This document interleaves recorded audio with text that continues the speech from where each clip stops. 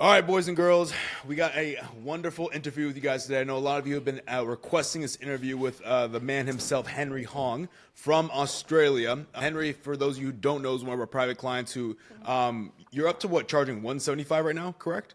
Correct, yeah, 175. Correct. That's terrible. Me not to know throughout, but 175, making over 20K a month as a barber in Australia. We're the first barber in the program to do that, break through that in the Australian market. So what I want to do is bring him on here, kind of like share his story. He's gotten really big into and really more poured himself into things such as fighting, religious beliefs, and really like has been like a pillar of like. Especially for the Australian market, I think you're really spearheading and like building a lot of belief of like what is possible for individuals out there. So I really want you to kind of like dive into that story as well too. But I guess to start off, for those who don't know Henry Hoang, how did you get started barbering? Kind of just a little background on your story before we dive in. For sure. So, yeah, my name is Henry Hoang. I'm from Melbourne, Australia. And to start from the start, I started barbering. I picked up my first tools about 2.5, 3 years ago, right? So I started when I was in year 12. And this was peak COVID, so it's 2020 right now. And I was like, well, cooked up at home, doing nothing. And for me, I have a flame that needs to light something up. And I need to do something. So I can't sit around and do nothing. So I feel like COVID made or break people, right? So I was analyzing the market on what's the best thing I could do right now to actually, let's get some skills, right? What's gonna be a good entry for me? And what's going to be able to get me some skills out of this. So I started looking at the market where all the barbershops were closed, everything was cut down. And the most in demand is barbering, right? Everyone needed a haircut.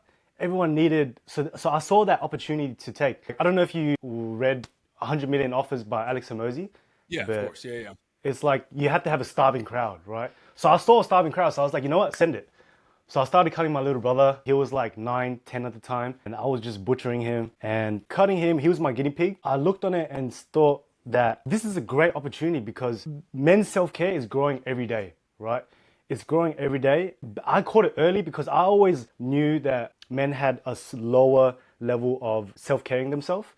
So I took that and I said, because I've always liked to present myself well, whether it's my hair, whether it's my clothes, how I speak, I like to present myself well. During year 12, I finished high school. I had two paths actually. It was either going to uni or my business. Because at the end of year 12, I hated school, right?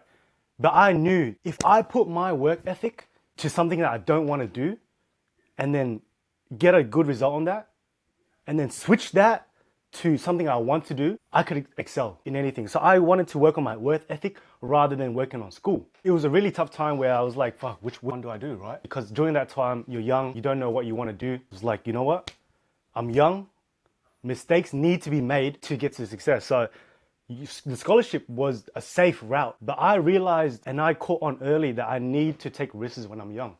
So I took that opportunity and I was like, let's work on my business. Because I've always had a passion in business, not necessarily barbering, but barbering formed from that. It's crazy because I was actually setting up my studio when I was like, you know what? I'm setting it with business, right? And cancel the scholarship degree. And I'm setting up the studio. I clear out this room that was like just storage. And I found my diary when I was like 3 or 4th grade. And I looked in the diary and then I totally forgot all about this, right? And it's crazy because I was journaling and telling myself like, yo, I made $12 today. I made this. And I realized I was actually selling stuff when I was young and I forgot about it. So my inner child was about business. During then, like when I was 3rd to 4th grade, there was like a huge thing about stickers. You know how like they have like Adidas stickers, Nike stickers. Yeah. I was making stickers handmade with small for $2, the medium ones for $4, the big ones for $6. And I would journal, tell myself that, yo, I made this much today. Oh, this day was ass. I need to do X, Y. And that was all intuitive. Like that was all my inner child. Yeah. And I realized that, my inner child was meant for hustling in a way, right? If you want to call it that. Yeah, it all just led me to where I am today. Like my whole past of inner child, why I fight, why I'm religious. So that inner child allowed me to figure out that, I'm meant to be where I am today. And going towards setting up the studio. I'm setting up the studio and it's funny because I'm painting the studio and I actually was listening to one of your free podcasts. No shit. It's funny because I have it up here now, right? Look, Like I'm listening to your podcast while I'm Yeah. actually painting and setting up the studio. I'm like, nah, $100? Like that's insane. Because back then you just got out of high school. You think 20 bucks, 25 bucks, $30 an hour is insane, right? Because that's the mid to high tier range of how much a salary is. And I realized this one thing where all the barbers that I was following was charging over 100. And I was like, how are these guys doing it? And I came across your page. I'm like, man, who's this guy? Like trying to tell me that I can charge this much. I realized that all these guys are with you. So I'm like, these guys know something I don't. And I was actually looking for some guidance because I was doing all this myself and I was doing relatively well, just purely off creativity and just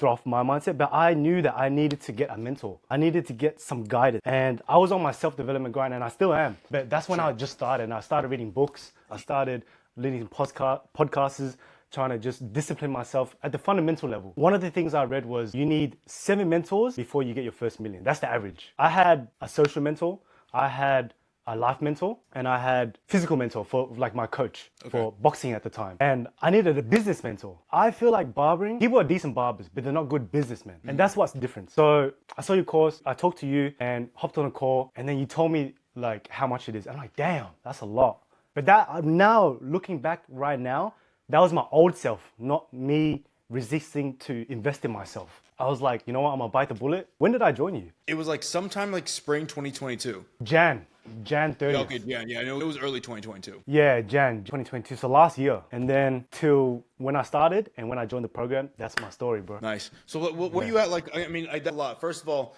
you didn't start cutting hair till 2020, correct? Is that what you're saying? Yeah, you picked up the clippers in 2020. That's wild. That's wild. So like again, this is like 4 years of growth and like really like a year of like actually scaling the business. So on your own, where'd you really get the business to on your own? Like I know you're in the little private studio. Where were you at before? Yeah, I was always in the private studio and I was posting. I knew that I didn't have any foot traffic, so I needed to advertise my work somehow. I needed to get clients, so I posted, right? And the main thing I focused on when at the start was, I think 2 things was quality. So having a premium service, and the second one, differentiating myself from other barbers. What are other barbers doing? And just 10x them, right? So a lot of barbers were posting photos of just like a normal cut, right? So I would post videos and then I would get inspiration from other pages. For example, I even saw South Bay Chris. I was like, damn, his work is hard, right? At the time. And I'm like, I'm gonna try replicate that. I'm gonna try reference that. So I started making videos. When I came into the program, I was already making videos. I was getting decent views, but it was very amateur. Sure. Yeah, I was getting decent. Like TikTok, I was doing really well, but that was like very amateur level. Sure. So like for you, I know you said again to you were doing like the hair cutting at the studio. Obviously you were posting a little bit of content here and there. What really made you like, I guess like, I mean, I know you said it's like the beginning hustler of you, right? But I think that's really a big differentiator. I mean, first of all, you saw a market, you knew you had to differentiate yourself. I guess in what way did you like, what were you looking at the market? Because I think a lot of people, they hear that all the time. How do you differentiate the market or differentiate yourself between the market? How did you kind of like find a pattern? What were those steps that you took to kind of look at and see what's going on? And then how did you pivot from there as well? I honestly looked at other people's doing and don't do what they do. Yeah. Right? Yeah. Because I had that mentality where I was like, because when I was a kid, I tried to copy people. But then I learned that like these guys, I don't want to be like these guys. These guys that go uni, they don't even know, right? They try to tell you like they know. I was just looking at what people do and I was like, strategically think, what could I do better? And what would have I done? Yeah. They kind of like the reflecting process. Like, okay, cool. How could I have done this differently? But not just different just to be different, but different to make a step up improvement, right? To get a better result back in return. I think that's a big key. That's like, because like everybody wants to be different, but like, who cares if you're different and get the same result? Because you just did a lot of work changing things up just to get the same result back for the business. Yep. Like when you expect doing something over and over again and expecting different results, but doing the same thing is insanity. So I was actually testing things. I was testing things on what works and what doesn't. And then it just built a better foundation when I joined the program. We can talk about that later. Sure. Definitely want to like what were you charging out in Australia as well too when you first started the program? I think you were at like what, 40 or 30 or 40, 50? Somewhere around that range? When I started the program? Yeah. 35. 35. No shit. Okay. So Yeah. you're at But when I 35. started, I was charging $3.99. I was cutting for shit. free for like actually 4 months, right? Really? Yeah. Because I just wanted to learn. Okay, yeah, I was about to say, was your belief in that just like, hey, just get clients and get reps in, just fucking learn as much as I can right here? Exactly, because I was focused on Yeah. quality, right? Mm, How can I charge something when I don't have that quality yet, or mm, I don't have my feet wet yet? I need to get my feet sure, extra wet and learn how to swim first before I actually, charge a premium, right? Because sure. everything was about premium for me. I wanted to provide the top because there's no reward for second best, right? And I guess for you too, man. Like obviously, you joined the program. I think one thing that sticks out about your story. I mean, like we've had other barbers like in the Canadian market as well too. But it's like I'm always like very inspired by guys who, they don't need a lot of proof in their own market. They see something works in somewhere else, and like, you know what, I'm talented enough to make it work in my market as well too. What did you Oh see, and yeah. what was kind of like that mindset going into it? Even though you were in Australia, we didn't really have a big Australian market in the EM program as well too. What was the mindset, and then kind of like what your belief was heading into this thing? Yeah, like definitely the market in Australia for barbering is so low. Like Mm, it's the point where like people haven't had their first fades here. I believe okay. that barbering is still so new here. The Australian market always 5 to 10 years behind. We're always five Okay. to ten years behind US and other industries. So America was actually I believe that America is leading the barbering industry in terms of socially, right? Right. Sure. The potential in Australia is just huge because I started getting my first fade 5 years ago. Not it hasn't even been a decade, right? And I constantly get Sure. new clients every day getting the first fade, first taper, first whatever, right? Like, oh, bro, I never had my cut like this. I normally just get, Mm, I normally go to local and get a 25, $30 cut. So I think to answer your question, I knew that I could bring what has worked somewhere else yeah. and bring it here, right? Yeah. What's working at the moment, right? For example, US love like crispy lines and love like insane fades, right? UK had insane shear work. So I was like, why don't I marinate the two and have a beautiful baby, right? Sure. Sure. Yeah. Yeah. And I was like, and also content creation. No one's doing that. All the people that's blowing up is not in Australia. It's definitely Yeah. not in Melbourne, right? Yeah. In Melbourne and Sydney Yeah. is probably one of the, I say the more growing, is definitely the growing cities of Australia. And no one's doing it. So I was like, you know what? Let's do it. It's worked somewhere What else. was Why not here? Yeah, well, I guess for you too, because like honestly, like when you're the first when you're the first person to do something somewhere like that's never been done before, obviously that also comes with like maybe some backlash, maybe some hate as well too along the way. How have you like? I mean, I know for sure for as big as you are, you've gotten a lot of hate up to this point in time. Number one, I guess like to first of all, how do you deal with hate, and then also to like, I definitely want to pick your brain like how do you define hate as well too, and how do you internalize that? My attitude towards hate is actually very healthy, right? I think I have a beautiful relationship with hate because one, I know that the most successful people in the world are the most hated, right? Some of them. And because people want to see you do good, right? They have good intentions, but they don't want to see you do better than them, right? Yeah. So sometimes when you're doing, to answer your question, doing something new, they see that and they're like, damn, like that's hard. But I'm Muslim, right? And I believe in the devil as much as I believe in the God, Sure. right? And I believe that Satan, we call it shaitan, whispers in your ear, jealousy, greed, and try to bring you down, right? So your intention, your natural disposition is to love the community, the ummah, right? The community. But the whisper of things that hold you back and drag you down is to take someone down, right? But on the other side, the flip coin of that is I love criticism, right? I love someone critiquing me to tell me like someone to bash me up and be like, yo, you're doing this wrong, you're doing this wrong. Like, for example, my Muay Thai coach, I love it when he just goes hard at me. So I can feel like shit and then just bounce back harder. Even when the first Sure. time you told me, like, you just roasted my ass, I'm like, yo, what the fuck are you doing, bro? Like, why are you lacking, bro? Or like, why are Yeah. Yeah. you not getting the work done? Or why, like, I've went in the interview sometimes, like, in a way, ready to get bashed, right? Yeah. But I would not take advice from you if you weren't like had the credentials, had the qualification. So if someone's telling me, yo, your haircuts are shit, bro, but you get a haircut every season and you're not a qualified barber, I wouldn't take advice from you. Same thing as like I wouldn't take advice from a sick doctor, right? Yeah. Or like a Yeah. fat PT. Yeah. Or like, look, I love my mum, right? She's the most beautiful woman in the world. but I wouldn't take business advice from her. Doesn't mean I don't love her, but I wouldn't take business advice from her. So it just goes down to, it's always going to be there. That's the internet. And it's constantly evolving, where you have to, if you do feel that type of like discouragement, just rub some dirt on it and move on. Sure. Because if you allow it to drag you down, then you're just going to be mediocre again, right?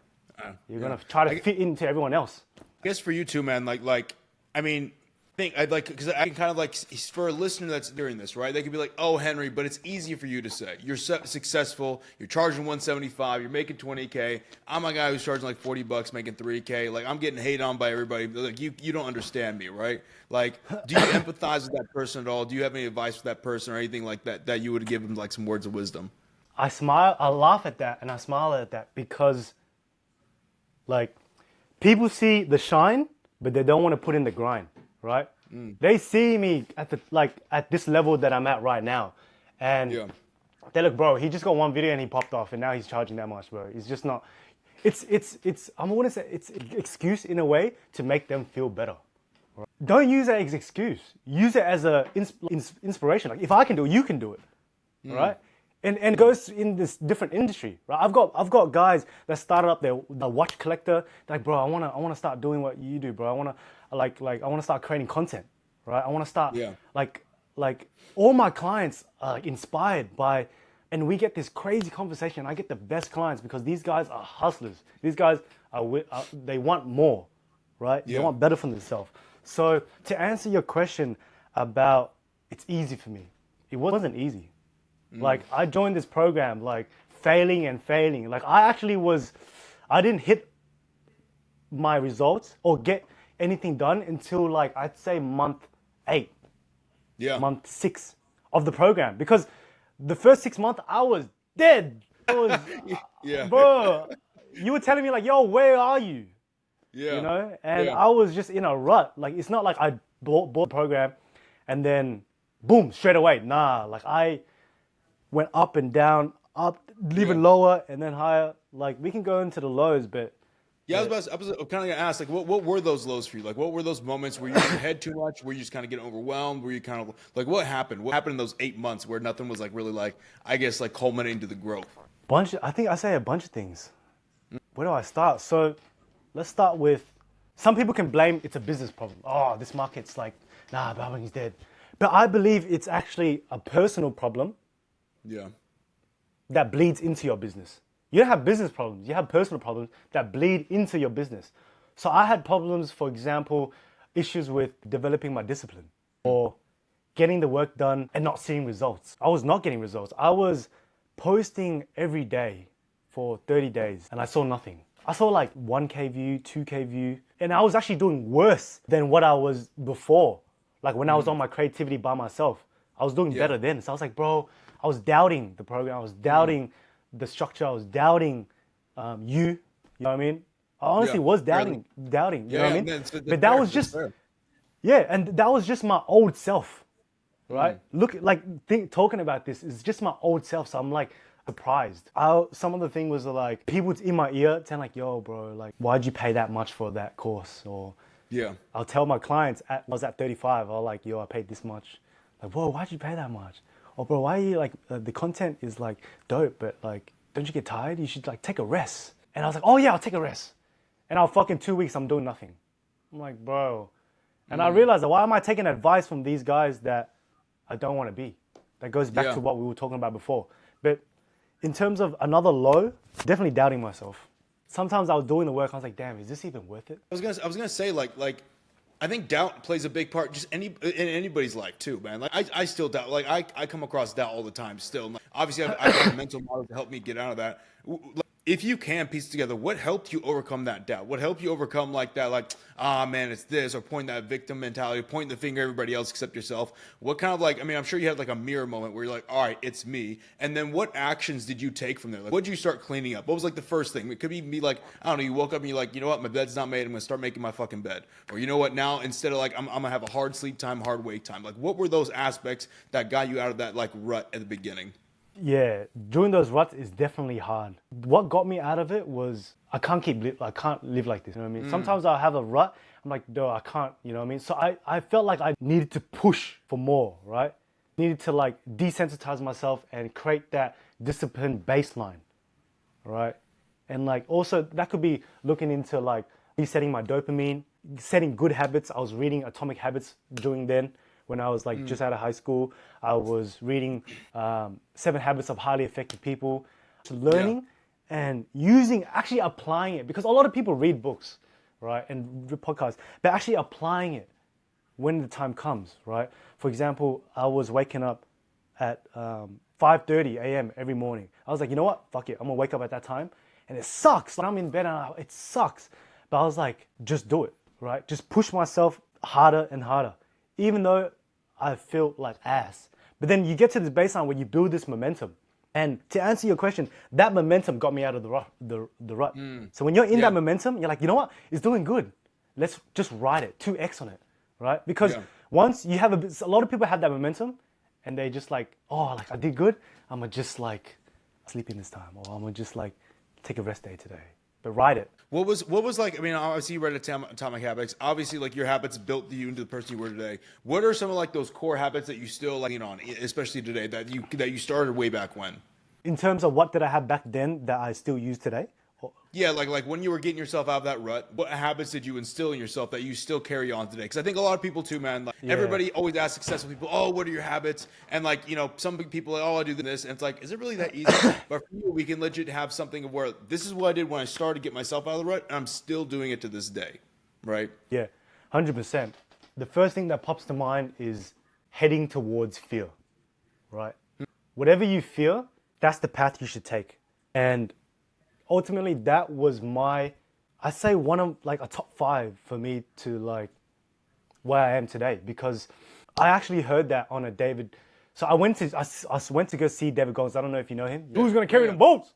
Yeah. Logs. Yeah. Wait, so you saw him like speak in person or what? I saw him. I went to go pay for him. I had jack shit money, but I was like, you know what, send it, because I wanted to learn, you know. Yeah. And oh shit, for example, I'll give you like, let's say example. Oh, if I have an idea for some content, but if I make, the fear would be like, if I make that, people are gonna think X, Y. Yeah. That's fear. Head towards it. When I started doing kickboxing, Muay Thai, I actually wanted to start kickboxing only. I didn't want to do Muay Thai because I was scared of it, right? Because Muay Thai, I don't know if you know, it's the art of 8 limbs. So you got 1, 2, 3, 4, your knees, 6, 5, 6, and then your legs, 7, 8. And bro, it's scary, man, right? People getting elbowed, anything. But I knew that if I took kickboxing, I enjoy that. But if I took Muay Thai, I'm gonna fear that. So I started Muay Thai, right? I'm like, fuck, if I start posting consultations, if I start doing X, Y, it's scary, because I was like, I'm getting out of my comfort zone. But that's the path. And it's always worked. So I built this mental model that whatever I fear, I should actually just analyze for a bit. Like, what would I, if I started it in 3 months' time, like, would it be better? Like, yeah, like I'd actually be, so boom, go for it. Yeah. So instead of like thinking emotional on a fear aspect, you're more taking a logical approach of like, okay, don't let the emotion ride. Don't let the emotion, don't get caught up in the emotional fear aspect of it. 100%. But like, this is something that's putting pressure onto me. How do I need to identify this pressure? Why do I feel this pressure? If I do this pressure, what result would that get me? If I don't do this pressure, what would that get me? Probably the same stuff you're already doing right now, right? Exactly. And you said it so right, because what do I feel? You said what I feel and what I feel during this pressure. It's not about not feeling. It's about feeling and doing it. Because I'm a very, I'd say I feel a lot, right?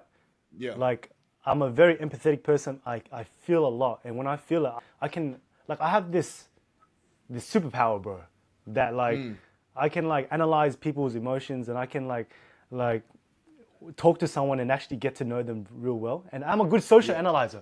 And I inherently had that in myself. So when I feel it, right? So when I'm in the drought, I'm going down, right? I'm feeling shit. But like switching that to feeling it and being courageous, and that's what having courage is. Feeling it and doing it anyways. That's me, right? Being stoic, feeling the hardship and doing it anyways. Those people on the front battle lines of the war, they didn't.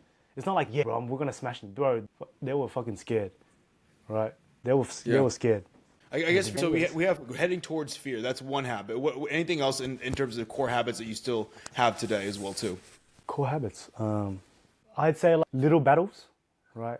I remember, like, to the top of my head, what I learned back then was winning those little battles, right? For example, that could be waking up and then doing your bed straight away, right? Because momentum, right? More action. Yeah. That's a fundamental rule of life. So if you're starting the day doing something straight away, then it's going to build momentum. Like we said before, momentum is what's going to push us forward to go 10x, to blow up to whatever growth. So you gotta create momentum. So momentum and head towards your fears. What are some things like for yourself that you do today? Like, let's say a day in life, you're making 20K a month, charging 175 to gain momentum first thing in the morning. What are some things you like to do first thing? As in my morning routine? Okay, so preparation is key, right? So you have to, for me, like I'm quite OCD and have a bit of like hyperfocus ADHD, right? I found that recently. But I have to complete everything before I'm able to relax. So make sure the day before you do your tasks, right? And that could be, okay, planning your task the next day. Plan what you have the next day. I'm gonna wake up at 5:30 and do X and Y. So to answer your question, I wake up at 5:30 and then I go and take a cold shower straight away and make purification process. So I don't know, in Islam, we have this thing where you have to purify your body. And that doesn't even mean physically, that's spiritually as well. Right? We wash our hands, you wake up in the morning, you wash your ears, your face, your hair, your legs, your private parts. It's a purification process. And then after, I have prayer at 5:45. I do my prayer and after that, I head to the gym, right? Because I train twice a day. In the morning, I'm either running, doing a 5 or 10K, and then I'll go to the gym. Either that, I'm going to the gym, or both, and then get home, have my breakfast, and then get a task done, because I have an hour left before my next client starts. I'll get a task done, any important task. And there's this thing called front loading, where you're front loading is doing your hardest task first. When you're making that task list, I'm ranking it on a severity list of how hard this task is. So I'm doing the hardest one before my first client of the day. You know, some people are waking up at that time. I've already gotten 4 things done. And then at 9 p.m. I do my client 4. I do 4 and then I take a break. And during that break, I'll eat. I have steak nearly every day, and I'll do another video. I'll edit. I'll do some admin. I'll analyze the business. I'll plan 4 clients. After that, and during these, I pray 5 times a day. Yeah. So I've set times to pray, and that's what grounds me and allows me to like push on, not get distracted. And then at night, after my clients, I'll get a session. I'll get another work in, and then I'll go to Muay Thai training.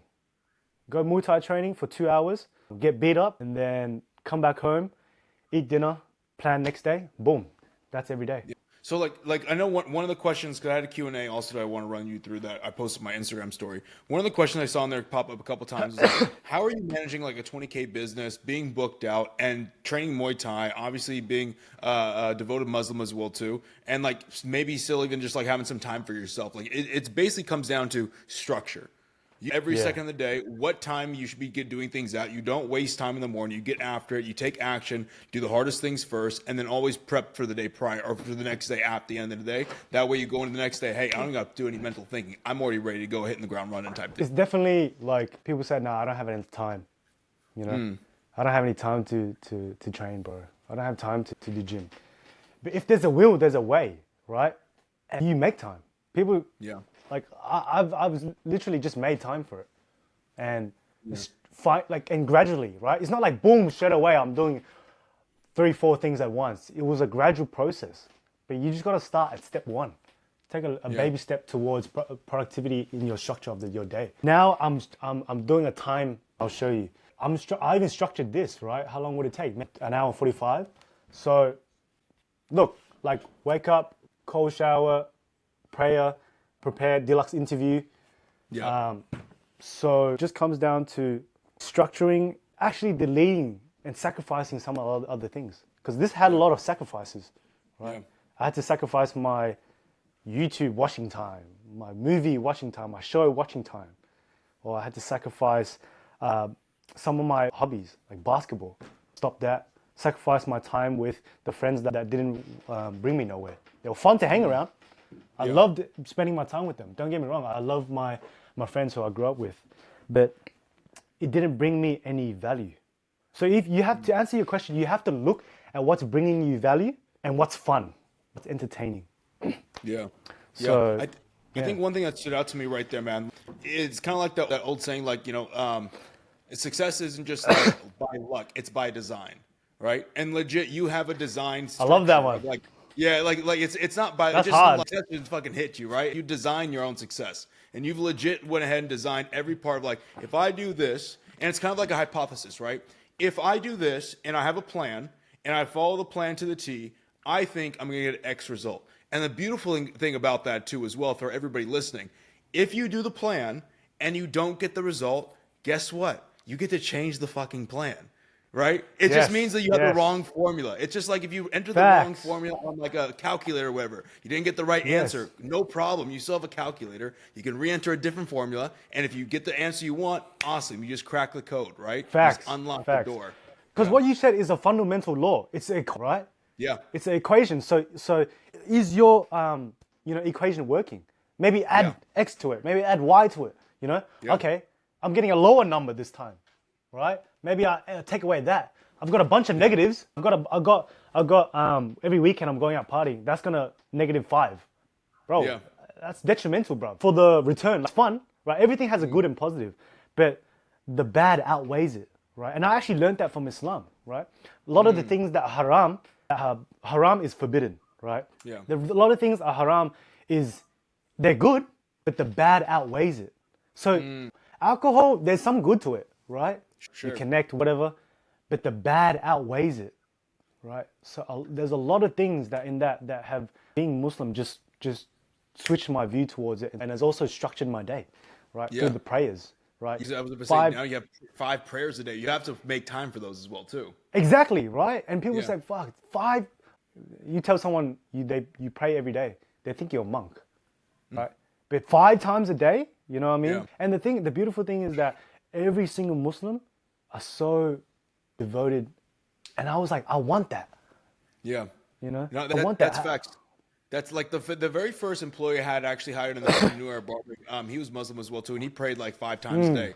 And like I've had other Muslims that have worked in the company as well too, and they've always been the most disciplined individuals. And I've always told them this, like, independently. I'm just like, I am inspired by that, because it takes a very certain amount of like and devotion, and like also, again, like I said, sacrificing a lot of things to put towards your faith.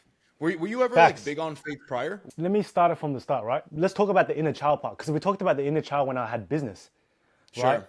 But at my inner child, I had a religious aspect as well. So it's business and being like just religious as well. I didn't call it religious, right? As a kid, I believe, like, there's a thing in Islam that we believe that there's fitra, right? Which is a natural disposition, so a natural nature to incline towards a higher power, right? So as a kid, I always believed there was a higher power. There's got to be something out there, right? As a kid, I'm sure you as well, like a lot of people that are successful, we always had a curiosity towards what's our purpose? What's the ultimate true life purpose? Why are we brought here? What are humans?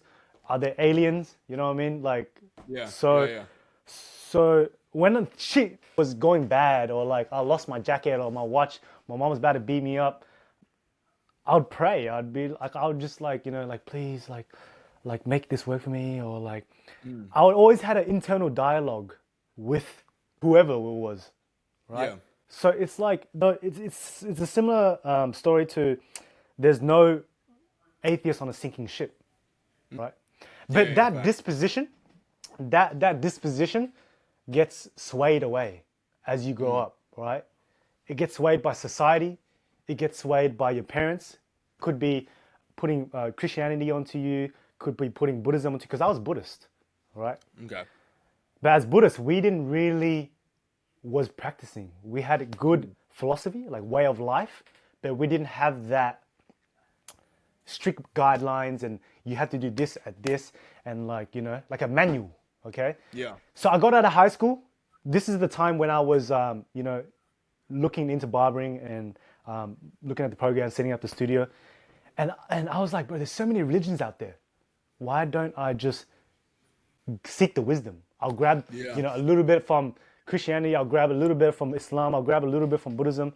But Islam was my last bottom because of the propaganda it gave, right? Because when you think of Muslim, what do you think? To be transparent with you, I think really disciplined individuals, honestly.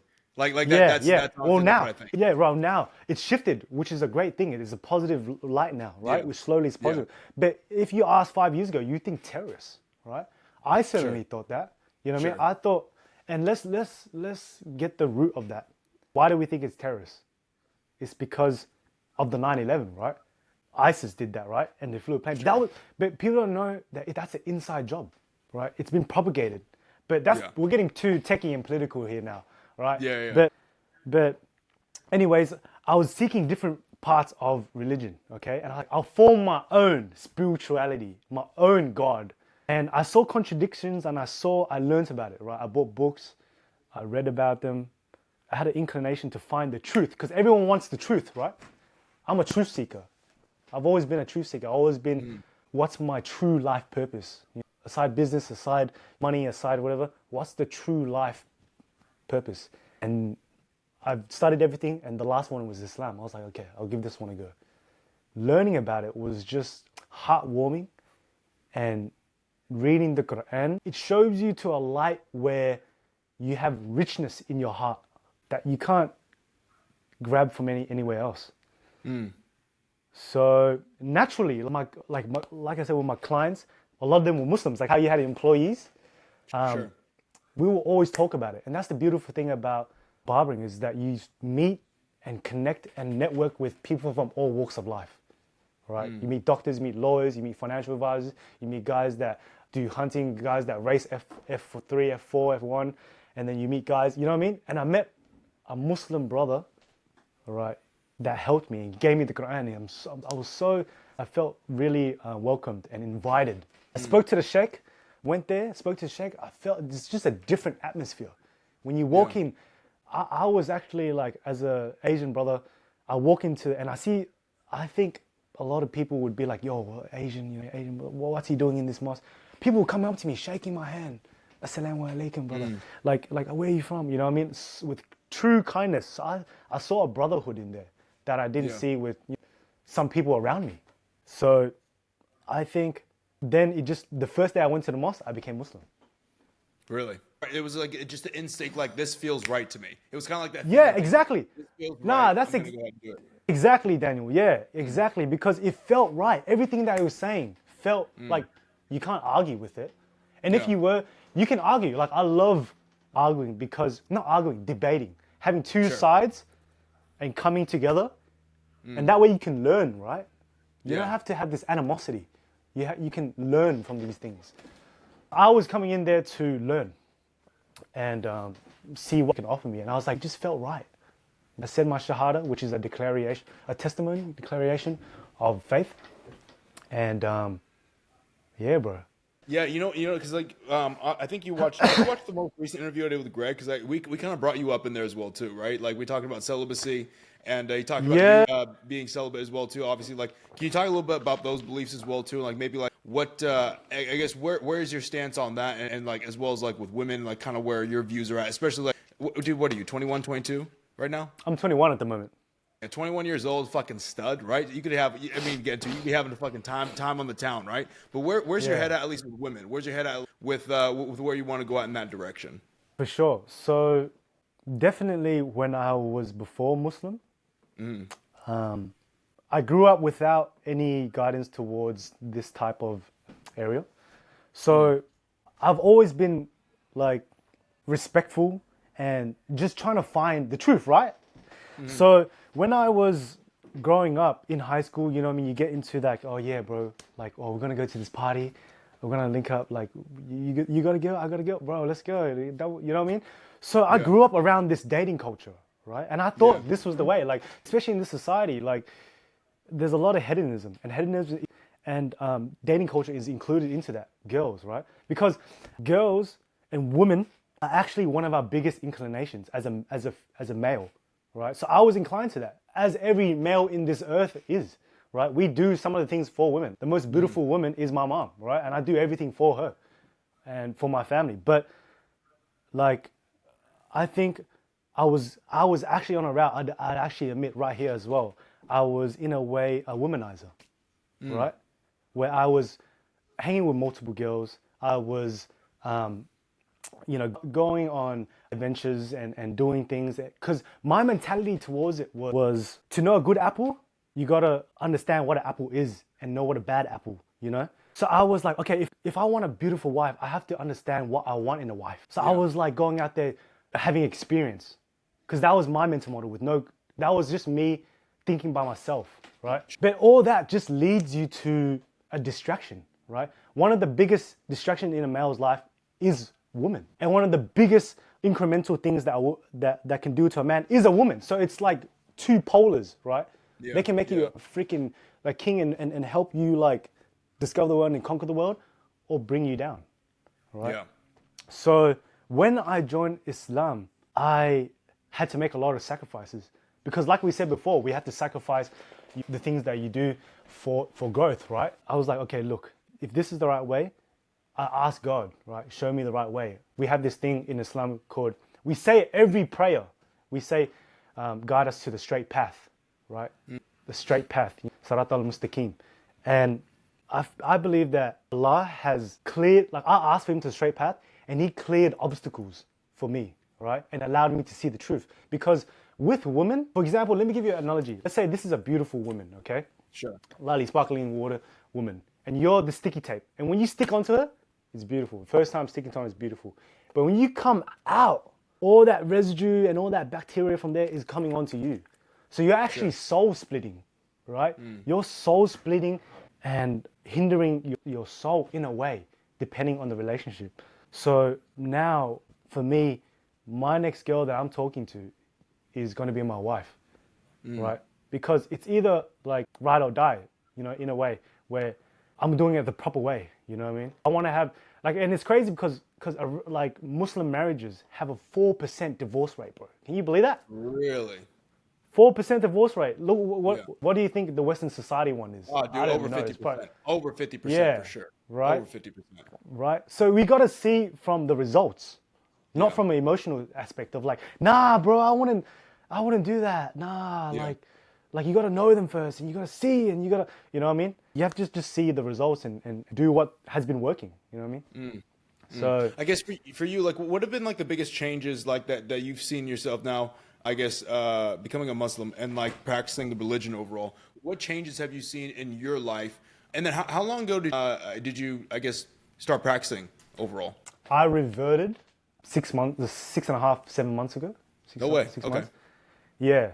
So before Ramadan, so like before March, I think. And what was your question?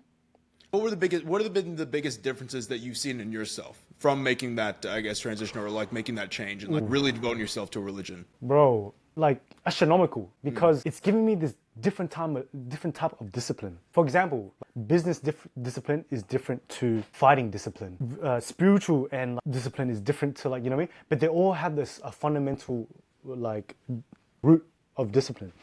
And I think Islam and being a Muslim has allowed me to see the truth. It's like a filter. It's like glasses, like someone that's like blind and they put glasses. Damn, I can see everything now, right? And you see it for what it truly is.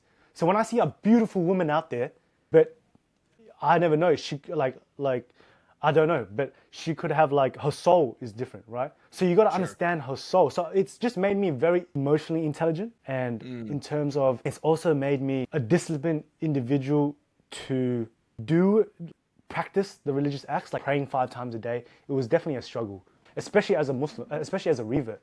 It's very difficult, but I knew that if I put 100% into it, I could become more, right? And you know what's crazy? To answer your question, I started seeing the growth in crazy. Like I had growth, right, which is really good. But when I joined and reverted, bro, I went insane. I was doing 20Ks. I hit multiple videos, like over, I'd say like 8 videos that hit 10 mil on TikTok. I hit Yeah.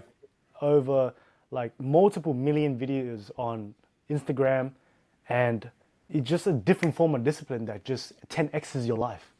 I think again too that 6 month time frame. From what I really saw, I just really noticed a difference. Like, I mean, like we would like again too because there's a time difference for you in Australia and me in the U.S. Obviously, we have Q&A calls at like different time zones. I remember you would hop on a few, and then we changed up the schedule overall, and you wouldn't be hopping on because of the time difference overall. And in the messages overall, not really like keeping up and Yeah. everything. And then all of a sudden, I remember 6 months ago, around that same time frame, you just started being in my messages all the fucking time. And being like, hey, here, I got Yes. this. Can you look at this? Okay, you ask me a question. I'm like, oh, okay, this guy's got it going now, right? And I think what Yes. I've just like noticed about you, Henry, is like you become much more grounded and confident in who you are and what you stand for, and in that like focus and discipline. I feel like, and I've noticed you become very comfortable in that focal point, in like being disciplined. Because a lot of people don't feel Yeah. comfortable being disciplined. Discipline is almost like it's a hard thing for them to do, and they kind of squirm and they want to get out and they want to move around, not be disciplined. But you just found like a really good, like, I'm grounded right here. I know this is where I'm going to stand. I'm 10 toes deep. I'm not budging. And that's where I think a lot of the growth came from too. Thank you, bro. I appreciate that. Truly. Yeah. You're totally right. Like after that 6 months, I was just locked in. You know what I mean? Yeah.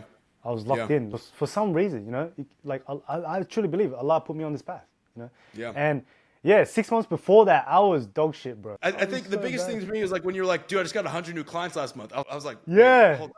I had like, did I read this correct? Break. And then you did Yeah. it again, 100 new clients. Oh, I got 140 Yeah. something. I'm like, bro, what Yeah. the fuck? Last month was 109. This Yeah. month I had 175. I had 107. New clients. Yeah, new clients booked. Jesus fuck. Yeah, that's Yeah. fucking crazy. At 175 Yeah. price point. That's crazy. Yeah. I guess for you, man, like kind of pivoting. Obviously, you're at 175 right now. You were at 35 when you first started. What's been? I think everybody when they first see like who are outside the program, other barbers, oh, I could never get clients in that price point overall. Who would even pay that price point overall? What's been like your experience with clients who are paying like $35 and clients who are paying 175, and like kind of the difference in like your business at those 2 points? Like, how do you feel? Like, what are the conversations? How are these people moving? What do they do overall? That's a great question. So to answer your first question, barbers can never charge that amount.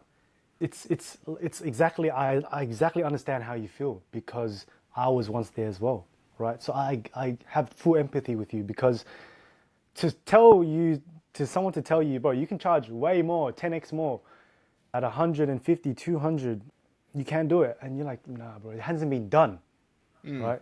I honestly just thought, I want to get it done. I want to be that person that leads the way. And I want to put my business in the best position. That way I can put my family in the best position. That way I can put myself in the best position. It just comes down to your why.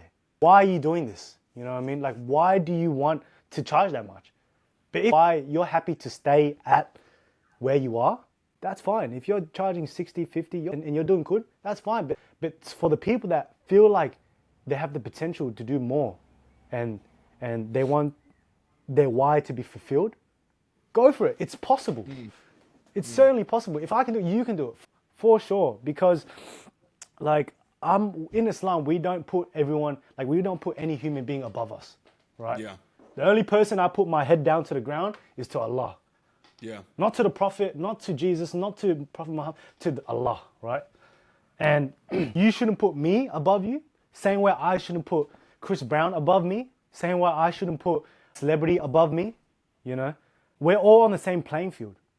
In Australia, there's room for everyone to be booked. There's room, right?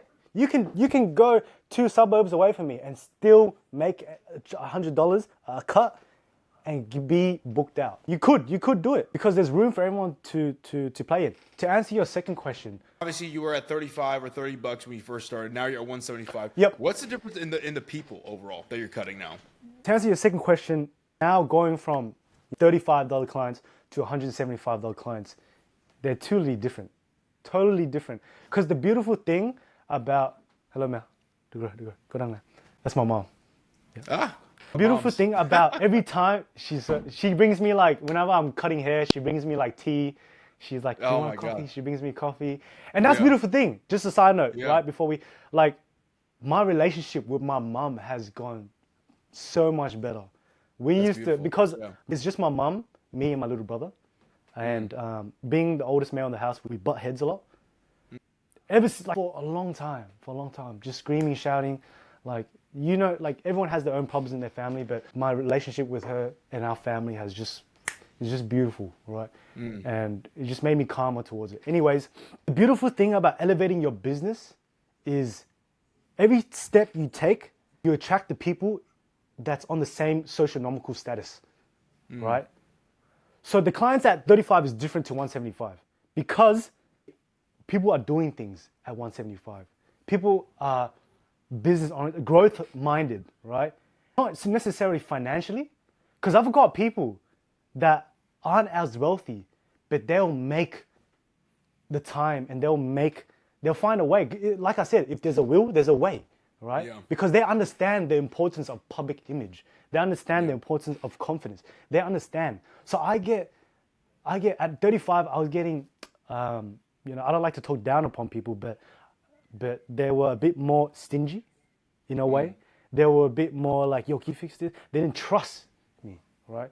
And they were a bit more, in a way, had an ego. Like, yo, bro, you should do this when they haven't accomplished anything, right? Yeah. You should do this. You should start a clothing brand, bro. With the business, you should start adding more, like you start add a face mask, bro. You should start doing like, you know what I mean, others like face scrub and get a basin but they weren't business owners themselves. So when you're at 175, I meet insane people. I met a guy even young kids. I get young kids that are killers, bro. That are absolute killers. And the beautiful thing about it is these guys are 14, 15, 12 to like 17 killers, bro. Right? Yeah. And I don't think, and that's beautiful because like nowadays the generation is very down upon because like, oh, you got kids that are doing, you know what I mean, like just dopamine like fix. But I get all the G's of the kids, right? Yeah. I got a kid, 14, he's 14, bro. And he told me he made 290K off e-commerce, right? He joined 10 months ago off Hustlers University. Damn, good on you, bro. So we talk about the conversations at 175 is different as well. Because they're sharp people. They're sharp people. Yeah, they're intelligent, you know what I mean? Very heartfelt, very genuine, willing to grow. So I'm around people all day in my environment that are just top individuals, top blokes. You know what? One thing that's really stood out to me that's like very it kind of just dawned on me too because it was the same way with me, and I'm sure it's the same way with you. You'll probably agree to this. It's like, you know, the reason why you didn't think you could get to 175 or that you could like get those clients is because you weren't that person to be around that social circle, right? Like imagine yourself like again too trying to be around this social circle of like guys who are hustling and getting it, being that 30-year-old or not 30, the $35 barber and that mentality. They wouldn't want you to cut their hair because they would have two sentences with you and be like, oh, no, good off you, bro. But now it's like you have some type of value to even speak in like the same playing field with them as well. Yes. Right? Yes. Because they don't see you as a barber anymore. They see you as like these guys. They see you different. They respect you, right? Yeah. And I'm all about respect, right? I want people to respect me, so I respect everyone, right? I mean, obviously, like you're in Australia. What do you think like the market of barbers is heading in a direction towards? And like, what do you feel like if you had a message to speak to a lot of Australian barbers who are either watching this interview, what would you want to like tell them or give them a word of advice or inspire them with? Dream big, bro. Dream big because set a goal so high that you think you can't even achieve it. Just do it. Just do it. Because I say that because I've set goals for myself that I didn't think I was going to achieve this year. At the start of 2023, I was like, bro, I'm going to set this. I might not even hit it. But it's not even 2024 yet. I've crushed them. Yeah. I've crushed them, right? What were your goals that you set out in 2023? Just real quick. So one of my goals was to be able to take care of my mum in a way where I want to create some stability. So I bought her a business for her to just self-employ herself and just be sustainable. So I bought the business outright. I've also, one of the goals, and I did that. And then I also my goals was to have 2 interclub fights, right, at Muay Thai. And win, 2 interclub wins, right? Yeah. I'm 4-0 now. Got a boy. Right? I want to fuck with a boy. I'm 4-0. I had a fight 2 weeks ago, bro. No shit. Yeah. You don't even look like Yeah. you don't even look like you got hit at all, bro. Come on now. Bro, come on, man. Come on, man. Bro, yeah. So, and one of them, I have financial goals as well that I've never crushed as well. You know what I mean? And now I'm like, bro, I'm gonna carry that same mental model into the next year. So, back on the advice to barbers in Australia and just barbers in general that are starting off that don't think this is the industry. Like, aim for the moon, because if you don't make it and you fail, you'll land among the stars, right? Because naturally, people are underachievers, right? You set a goal, you're trying to get 95%, you got 93. So aim at for 100, so then you'll get 96, right? Just dream big, bro. Dream big. Yeah. Yeah. Well, I was going to go ahead and go on some Q&A. Like, I know about an hour and 7 minutes. I definitely want to get to a couple of the questions Q&A that banger. Like get some people that at least like sent in questions on the Instagram account real quick. 'Cause there was actually some like sick. decent bangers. Sick. I mean, like we'll kind of run this off. So it's kind of funny. We kind of talked about this. We talked about like, you know, how were you able to become so disciplined with your business? How I become disciplined with my business? Yeah, in your business. Do the work when you don't feel like it. When you don't feel like it, that's a good sign. Switch the mental model, rewire it to like when you don't feel like doing something, try to associate that with you have to do it, right? Because I believe in the subconscious mind and the conscious mind, right? You can never control your first thought, but you can always control your second thought. So the first thought is like, man, fuck this. Yeah. You know what I mean? That's a good one. But the second thought, you can always control. Yeah. So switch that, right? So the second thought will rewire your brain, right? Rewire your brain. So the first time you're going to do something, it's going to suck. Same time as when I first edited the first video ever, it sucked because I spent 4 or 5 hours doing it and it was a piece of shit. It was a piece of shit, and you telling me it was a piece of shit as well. You're like, fuck, I spent 4 hours on this. Yeah, bro. I'd be on the Q&A calls and like, bro, what the fuck is this? And then sometimes you wouldn't even look at it and I just kept doing it, right? Kept doing it. Yeah. 4 hours, and I gave it like 2 seconds and like click two seconds. You're like, bro, I spent 4 hours. Just watch the whole thing. But I needed that though. I needed that. You know what I mean? Yeah. I needed that bashing up. Yeah. Next one. Again, I think we kind of went through this, but you can kind of go through it a little bit more because it's more like focus. So like, what's your daily routine like with editing, posting, and studying? Editing, posting, and studying. It's just making the time for it. Yeah, just writing out what you want to do. Yeah. So for example, like I said, front loading the task. For example, what's your priority at the moment? Your priority at the moment would be business, right? Mm-hmm. So and what's the hardest one? It would be probably editing because you're not as experienced in it. So put that first before you go do your laundry. You know what I mean? Your laundry is going to get done anyways.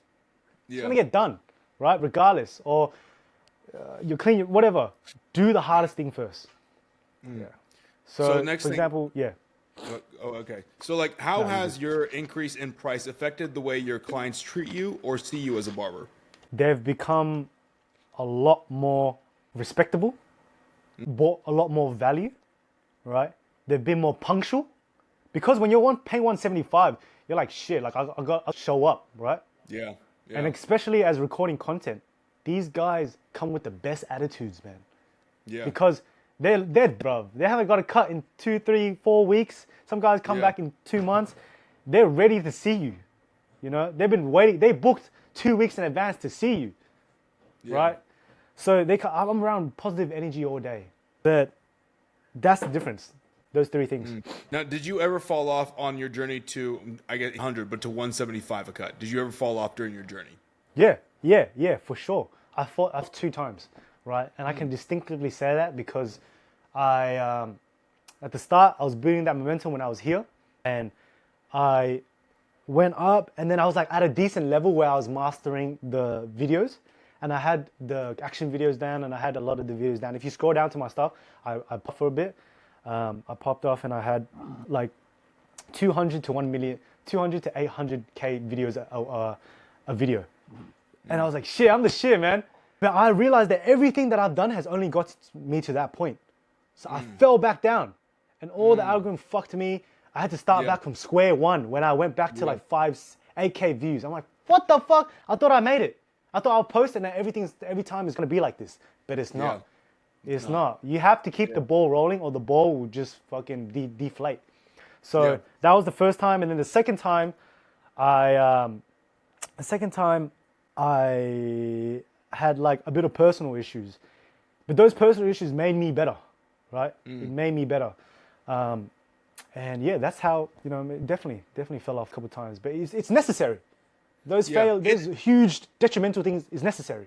As long as you learn from them, right? I think a lot of people, they'll have something detrimental and go, woe is me, I'm going to lay in my bed and like, this is what I'm supposed to be. It's like, no. You didn't take the lesson, right? You didn't like, I was talking to one of the customers and they were like, how, like, it was a crazy framed question, but it's like, how do you use the past, present, and future? I'm like, well, the present's in what I am right now, right? The past I can't change, but what I can do from the past, like, well, first of all, I'm in the present, but I'm future thinking because I need to have a vision of where I'm moving towards. But I also need to understand the path I've came prior, the mistakes I've made in the past, to then let me know, okay, cool, the past happened, but I'm not going to stay in that moment of the past. I'm actually going to think what led up to that moment and event happening that I don't want to happen again. So I did X, Y, Z, did me this. I can future think, I'm going to go this pathway. Am I going to experience X, Y, Z? Well, now I don't want to go into the X, Y, Z, A, B, C, and maybe that's going to get me to a different result. Right? And then again, you learn a little bit more.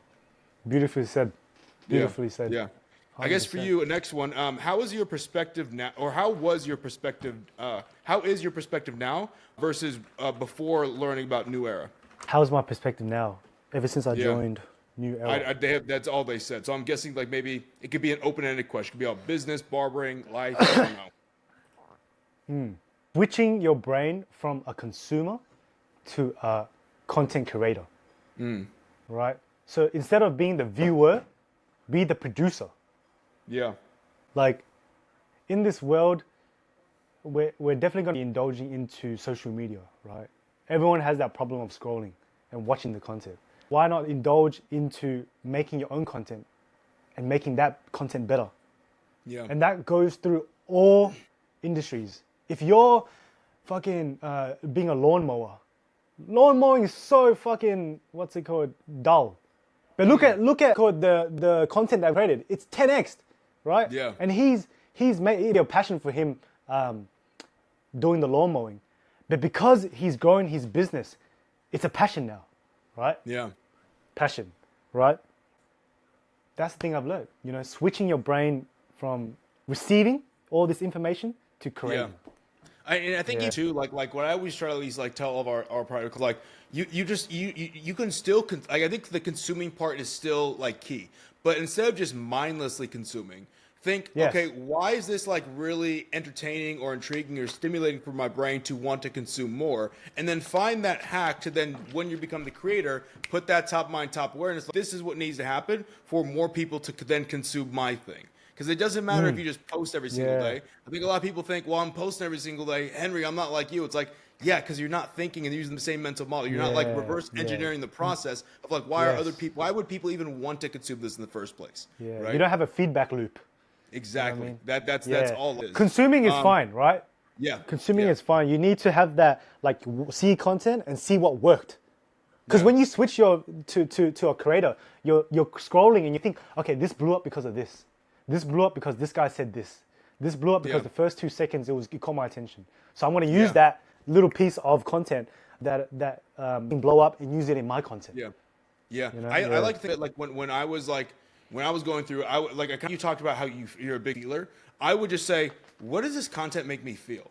Right? Yeah. What am I feeling when I watch this? Am I feel like, you know, when you watch something bad, you're like, oh, this is stupid. Like, why? Well, because like I feel like I'm wasting my time watching this. Or what if I'm watching something cool? Like there can be stimulation going on. There's 2 ways of stimulation: audio and visual. Right? What's going audio wise and what's going visually that's stimulating me to make. And what are these stimulations making me feel? Am I like intrigued? Yeah. Am I like inspired? Am I moved? Am I motivated? Right? And all these things 100%. And factors play into like the part of like it's just like almost like what keys on a piano do you want to hit to make the notes of like people like this is the thing and stay on your like overall video.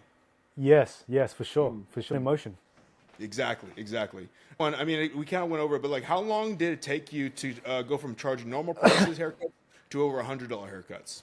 Say it again. How long did it take you from charging normal price haircuts to $100 haircuts? Basically, from 35 to how 100. Long? Yeah, how long did it take you to like? Fast. Under 8 months. I'd 7 say months. so. 6 months. Yeah. Because I went from, let's look, I went from 90 to like 175 in like 4 months. 3 months. 5 months. Yeah, it was crazy. Something like that, yeah? Yeah, I just remember you hit me up the next month. You're like, here's my numbers. I'm like, dude, we kind of need to go up again. And the next month, they're like, here's my numbers. Like, we need to go up again, Yeah. bro. Yeah. 100%. And I'm doing it without breaking the business. I was actually Yeah. doing it and getting more new clients in. Yeah. Yeah. And like exactly. I'm retaining the same like numbers that I did when I was at 125. Yeah. Right? And I'm actually doing more numbers than I was at 90. Yeah, which is, I mean, like, I mean, I know you sent me your stats. So, like, was in the last 30 days, 15 September, 15 October, I mean, almost 25K, 24.95K, 131 haircuts done. Is that correct? 131 cuts? Yep. 131 cuts. In 19 days cut. 106 clients booked, 77 cut, slots available per week, 38. Yeah, it's fucking phenomenal. Yeah. And the 19 days cut, like I would have done 20, but I had my fight on that day. So Yeah, so that would have been your 25K right there. It's all good. that would have been 25. I'm pretty sure we're due for another price increase sometime soon before the holiday season. I'm pretty sure like we'll get you well closer to 30K. So again, too, this is an interesting one. On a scale from 1 to 10, how much do you like cutting hair, and do you ever get tired of it? Ooh, that's a good question. Yeah. Good question. If you asked me when I was at 35, do I like cutting hair? I'd say yes. Oh, really? Right? I'd say yes. Yeah, because it's new, bro. It's new. When you start something, it's like, whoa, sun shines in rainbow. Oh, let's go, you know? Yeah. But if you ask me now, it's a different yes, right? To that yes. Because, like I said with the lawn mowing, this guy doesn't like lawn mowing, bro. But because his business 10x from that content and he's had the tools and facilities to facilitate and grow that business, it's a passion now, right? And every time it grows, I feel like barbering is the platform. It's not the actual thing itself. The platform has made everything a passion, right? Yeah. When I started barbering, I didn't start because my passion was barbering. It's not my passion. Yeah. Business is my passion. Growth Yeah. is my passion. Yeah. Achieving accomplishments is my passion. So, do I still like cutting hair today? I still love it. Because I'm developing my style and actually like doing what I like and clients. And I feel like I still like cutting. I believe that I have like I know that back then you didn't really like cutting, but I still like to this day. Yeah. Right? I I wouldn't say that in the next 2 years. I might not, you know? Yeah. I might go into my next venture.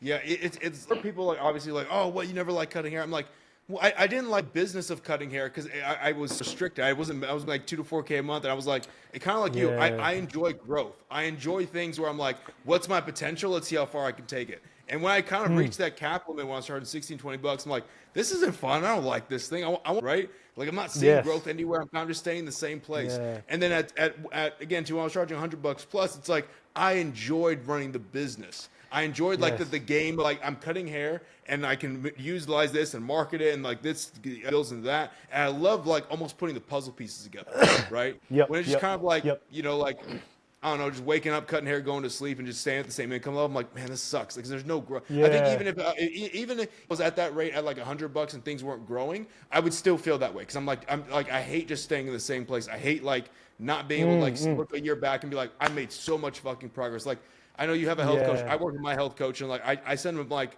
we do updates and check-ins every Monday, and like every check-in, I'm like always looking at those two progress pics before and currently. I'm like, man, this fucking is awesome, right? You're comparing your old self to your new self. Yeah, 100%. and you can see the and back to that point where you said it's like the passion thing about liking if you like cutting hair or not, or like business or not. It's like a person, a fighter, right? He's not tired when he's winning, bro. When he's bashing up, he's not tired. You're not tired, right? Yeah. But when you're losing, you're fucking tired. You're tired, right? Because you're losing. You're not making any progress. You're actually going down. But when you're winning, bro, it's astronomical. Like passion in that way. It's the same concept. Yeah. It's like you feed on that momentum that you're building up, and it's like it just like kind of it's an unnatural force that just builds up, and you have like this like second wind that just comes over you overall. Last one that I want to get to, and because I know we're running a little bit longer on this one, and I know you got appointments and stuff going on. So the last one is, what was the hardest hurdle once you decided to scale? Internal, external? Internal, for sure. 100% internal. Because, like I said, your personal problem bleed into your business problems. You don't have business problems, bro, right?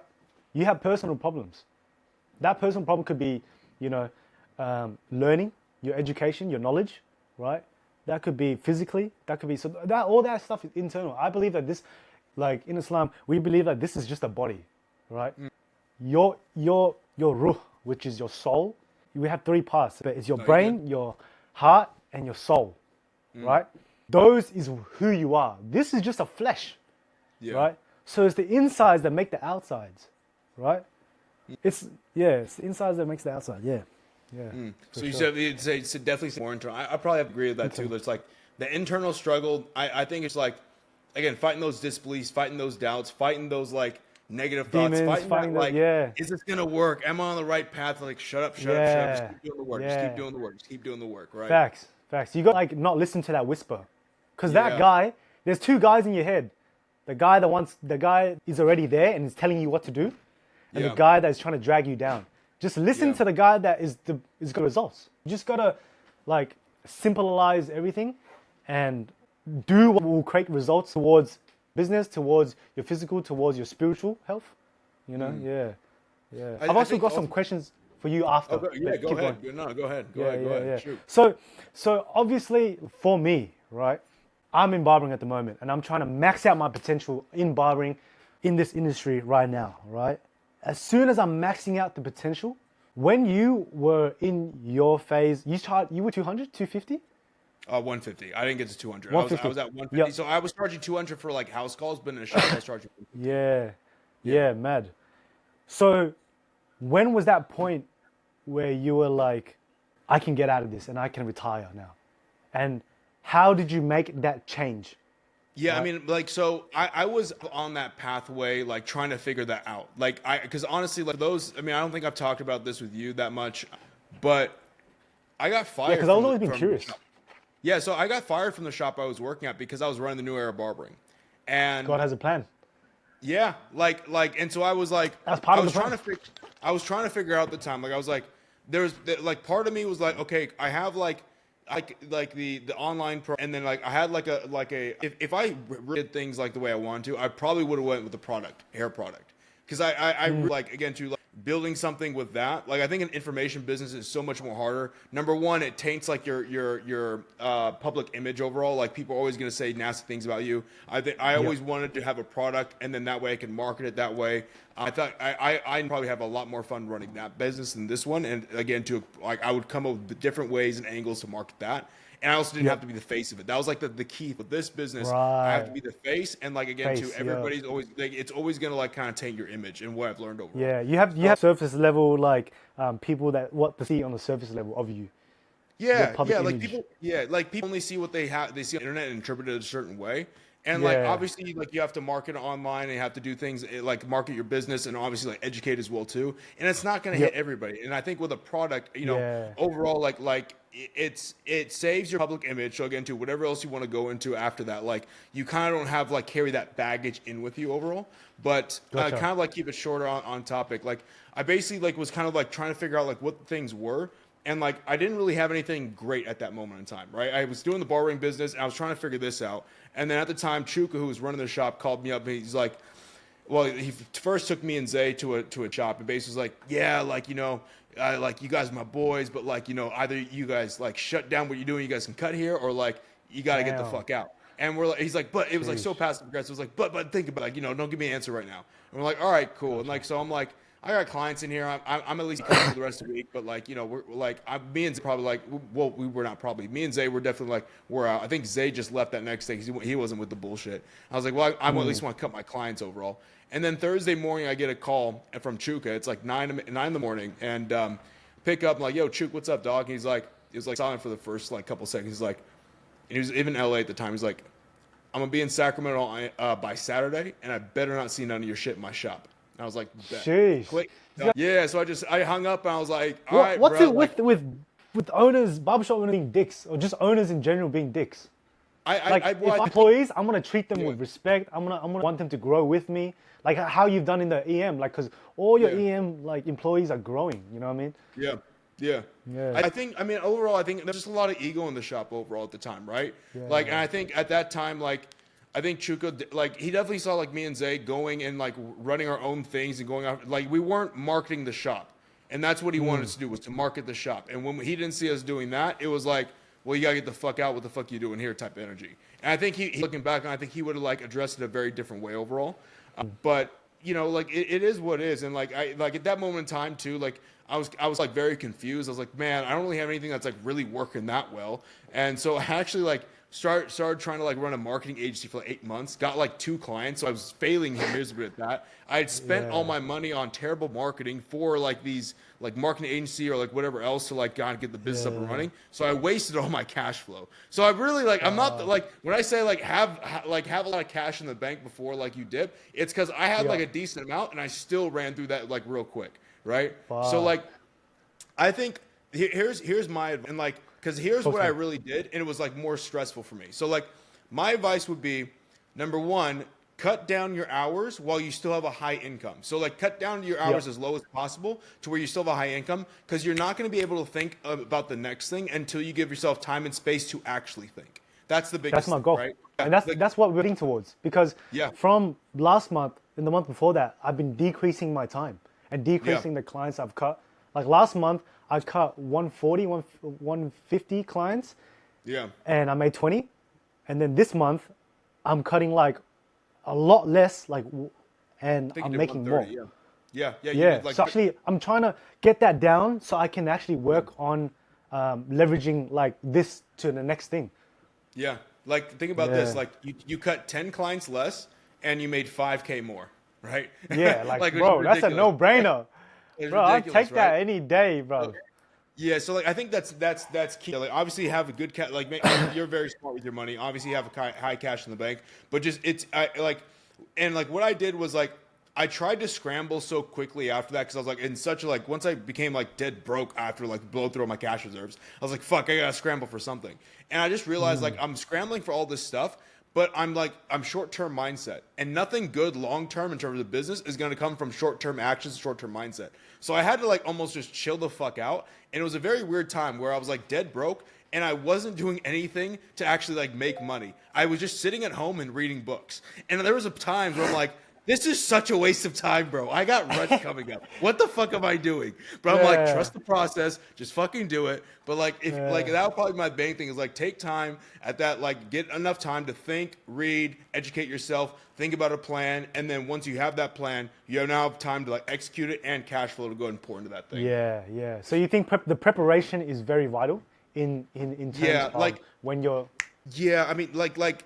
It's really weird too, like especially like now that like I have a team of like 12 to 14 people inside the New Era Barbering, and like things that they tell me like every single day of like I just hired like 2 new guys this last week too, right? And like things they're telling me about what they see about the company, the values, everything kind of like the culture. It's what I literally like designed in those days when I was dead broke. I remember sitting there. I have actually like book. And I wrote down exactly what we stand for, what type of. And I'm like sitting here. I'm like, holy. And they saw that in the business. Yeah, they're like these are the characteristics they see, and I'm like, holy fuck! Yeah. I'm getting goosebumps thinking about it. But it's like legit everything I wrote down there. I was like, this is legit exactly what I did when I was like, just trust the process. You're broke as fuck. You got rent. Just read and figure it out, dude. Yes. Right. Yes. I can relate to that so much because I wrote out my goals where I want to be at the end of my barbering career, and like I'm reading that. I'm like, damn. Like I'm like, you know what I mean? Like it is what it is, right? How it is when I wrote it out. So I can totally relate to that. Yeah. I want to ask you this last question where it's like, go ahead. I watch your, podcasts all the time, right? And just tremendous value. And one of your podcasts was about religion, right? It's like, I'm not religious, but you know what I mean? What is your stance towards like just a higher power at the moment? Yeah, I mean, like and how's your relationship? I mean, like relationship wise, I mean, I don't like pray, but I do talk to like, I had conversations with myself as if like there is a higher power as well too. It's kind of weird. I was also thinking about this the other day about just like, man, like I mean, I think one of the private clients asked me if I'm spiritual. I definitely grew up more spiritual, right? On the spiritual side of things. Like my mom's side of the family is like very into like more of that aspect of things. So I know like there's power. There's no like answer than that, For sure. or like For me at least. Do you in one God? I believe like in terms of one God overall. I believe there is a God. Yeah, like I believe like everybody can like have their interpretation of what that single God like is, and I think that's a-okay for everybody and what their beliefs are. Transparently for me, I just haven't put the time and devotion into like what you have done in terms of studying to actually give like a good okay, this is like actually my beliefs on this, right? And this is where I stand on things, right? 100%. I definitely understand that standpoint because I was in that standpoint as well. Like I didn't have much. So, bro, I'm happy to just send you some like videos and some videos that are just like really opening and just like watch them with like an open mind. And I think like you know what's funny too, and I don't mean to cut you off, but like the only religion like I would even like towards would be to like Islam as well too. That's the only one that like I think like again too like I've had a lot of great friends in the past and also employees who they're just a great representation of the religion. I'm very inspired by how they live their life. Also just like their discipline overall, and I like the way they move, the way they treat others, right? The way they speak about themselves, the way they speak about their family, the way they hold relationships, the way that they've also changed their life and like view the world in a very like respectful manner. I think it's the only thing that like intrigues me overall in terms of religion, like that I would even gravitate towards, to be quite transparent. For sure. I think it's the cheat code. I honestly think it's the cheat code to 10x your life, right? The right way, right? Because let me go with this point where it's like let's talk about, for example, this airport, right? Do you believe that someone made it? 100%. So for you to say that, you're saying that someone designed this, right? And someone had a plan. So someone designed this, okay? And it's a very advanced like thing to make. And so its purpose to do what its purpose is. And what comes with this is an instruction manual. Right? Because when you make something, the instruction manual tells it, okay, don't put it in water because it will get over here, or don't put it in this, don't go in the sauna because it will explode, whatever. So the creator of this knows this best because it's made it. Do you think this came from nothing? Obviously not. No, obviously not, yeah. Obviously not. So do you think humans, we're advanced, we're very, very advanced, right? More advanced than this, would you agree? Yeah, 100%. Biologically, you know what I mean? So would you say that we came from nothing? Something came from nothing? No, not at all. Right? So yeah. Would you say a human made us then? No, right? I don't think, no, definitely not. No, it just doesn't make sense, right? Yeah. It doesn't make sense. So for us as a kid, we believe that in Islam, we believe that Allah created us, right? And He knows best for us. So He didn't just leave you on this earth, right? Because I certainly thought that to figure out all yourself. He didn't leave you on this earth to just figure out on yourself and to figure out what woman's like, how to marry, how to live your life, how to have a great, fulfilled richness in your life. He gave you an instruction manual. Same way He made this product. Yeah. Same way. So that instruction manual is the Quran. That's the very logical standpoint on like the creation of humans. Yeah, no, I really like that breakdown too, because it makes a lot of sense as well. Like again, too, like in terms of instruction manual, and again, too, like I said, like 100%, like send me whatever you got overall, because like again, transparently, I just haven't work in to even like look into anything like that. So and that's fine. Everyone has their own journey. Everyone has their own journey, and for you have a different test to me. You have your own journey to me. I know some people that are in the mosque and they revert and they're like 50, 60, and then they finally found it. Whereas me, I'm lucky, like, you know, I have my own test, and then Allah brought it to me early. So we believe that Allah guide who He wills, right? He'll guide you if you ask for guidance, right? If you're just in terms of egotistical, ignorant, I think you can do it all yourself. Go ahead, you know what I mean? It's fine. Because He's allowed you to be a disbeliever. But you have your own journey and you can take it step by step, little finger by finger, You know what I mean? Everyone has their own step. And when I've reverted, I felt invited. I didn't feel, whereas like when went to other places, it's like, bro, come on, you're going to go to hell, bro. Exactly. You know? And that's what's always termed, like, that's one thing I will always say about, like, any Muslim I've known about the religion of Islam. It's always been welcoming, but it's like been no, like, hey, like it's been like not even like a pressure, but you go to any other thing, it's like super like it's a weird vibe overall, you know? Yeah. You go into the church, and I went in church, and it's just like something doesn't feel right, you know? Your natural position doesn't feel right. It's just, they're chasing for money. They're like, yo, you got to donate. I'm like, yeah, you know what I mean? It just feels forceful. But then in the mosque, dude, when we donate, like brothers are putting their hand up. And we have so many brothers in the mosque that are actually very wealthy, but you don't even know it. You have no idea. One guy, we were raising a donation for another mosque. And one guy, 2K here, 2K, 5K, another 5K here. And then another guy went 30,000, right? And he's putting his hand up. So there's a lot of sleepers in there, bro. Sleeper in there. But you don't know because they're just so like, they don't let the greed of money take over their heart. Yeah, for sure. Yeah, man. Yeah, send that stuff my way. I mean, overall, dude, like, we got, what's it called? We got Miami coming up. You're coming out to Miami. What is that, in 2 weeks, I think? Bro, I'm keen, bro.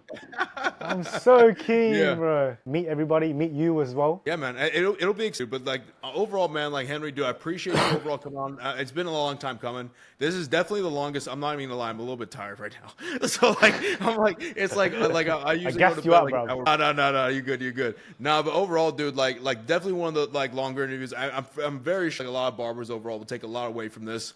And just to hear about your story, especially like being an Australian barber, like I know for myself, you've inspired like a lot of Australian barbers to like do more, do better. And even just in the U.S. market, like, fuck, that guy's in Australia doing this shit. I can do this shit myself. So I know you're fucking changing a lot of people's lives overall. Really excited to meet you in person, dude. And I appreciate you coming on this interview as well, too. My guy.